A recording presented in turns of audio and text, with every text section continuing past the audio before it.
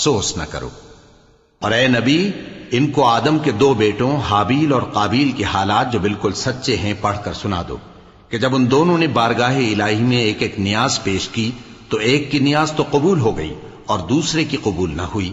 تب قابیل حابیل سے کہنے لگا کہ میں تجھے قتل کر دوں گا۔ اس نے کہا کہ اللہ پرہیزگاروں ہی کی نیاز قبول فرمایا کرتا ہے، اگر تو مجھے قتل کرنے کے لیے مجھ پر ہاتھ چلائے گا تو میں تجھ کو قتل کرنے کے لیے تجھ پر ہاتھ نہیں چلاؤں گا۔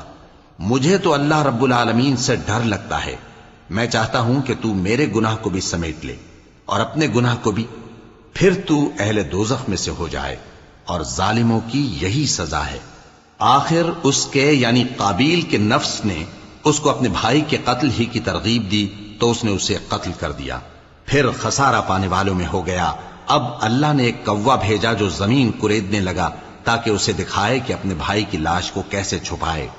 کہنے لگا، ہائے کمبختی، مجھ سے اتنا بھی نہ ہو سکا کہ اس کوے جیسا ہی ہوتا کہ اپنے بھائی کی لاش چھپا دیتا۔ پھر وہ پشیمان ہو گیا۔ اس قتل کی وجہ سے ہم نے بنی اسرائیل کے ذمے یہ بات لکھ دی کہ جو شخص کسی کو ناحق قتل کرے گا، یعنی بغیر اس کے کہ جان کا بدلہ لیا جائے یا ملک میں خرابی کرنے کی سزا دی جائے، تو اس نے گویا تمام انسانوں کو قتل کیا، اور جو ایک انسان کی جان بچا لے تو گویا اس نے سارے انسانوں کو زندگی دے دی۔ اور ان لوگوں کے پاس ہمارے پیغمبر روشن دلیلیں لا چکے، پھر اس کے بعد بھی ان میں بہت سے لوگ ملک میں زیادتیاں کرنے والے ہیں۔ جو لوگ اللہ اور اس کے رسول سے لڑائی کریں اور ملک میں فساد کرنے کو دوڑتے پھریں، ان کی یہی سزا ہے کہ بری طرح قتل کر دیے جائیں یا سولی چڑھا دیے جائیں، یا ان کے ایک ایک طرف کے ہاتھ اور ایک ایک طرف کے پاؤں کاٹ دیے جائیں، یا ملک سے غائب کر دیے جائیں۔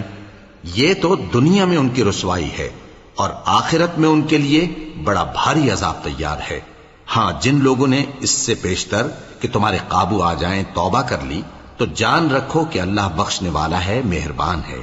اے ایمان والو، اللہ سے ڈرتے رہو اور اس کا قرب تلاش کرتے رہو، اور اس کے رستے میں جہاد کرو تاکہ کامیاب ہو جاؤ۔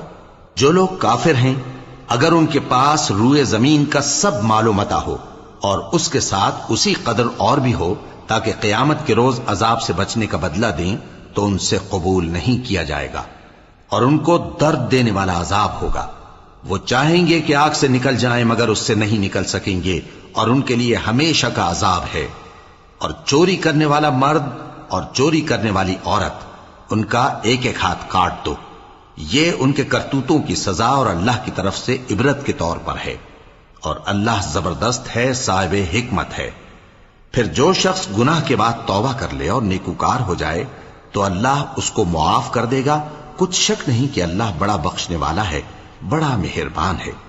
کیا تم کو معلوم نہیں کہ آسمانوں اور زمین میں اللہ ہی کی سلطنت ہے، جس کو چاہے عذاب کرے اور جسے چاہے بخش دے، اور اللہ ہر چیز پر پوری طرح قادر ہے۔ اے پیغمبر، جو لوگ کفر میں جلدی کرتے ہیں، کچھ تو